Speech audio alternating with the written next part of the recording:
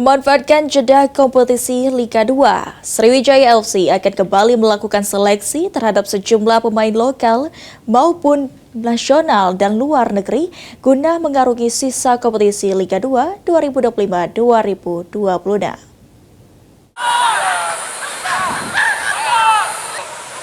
Kompetisi Liga 2 musim 2025-2026 untuk sementara waktu istirahat beberapa minggu.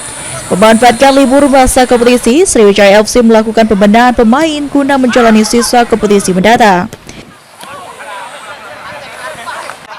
Sejumlah pemain, baik itu lokal maupun asing, saat ini sudah mendaftar ke Sriwijaya FC guna mengikuti seleksi yang rencananya dilakukan di Jakarta.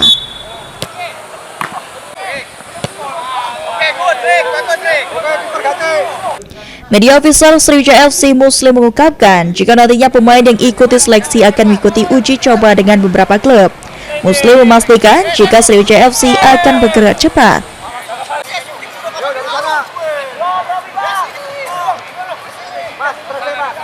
Kita harus kejar cepat karena bursa transfer juga mepet, makanya seluruh pemain ketika memang kurang cocok, ketika yang masuk CV tadi cocok, jadi kita langsung ada pilihan, makanya kita terima semua.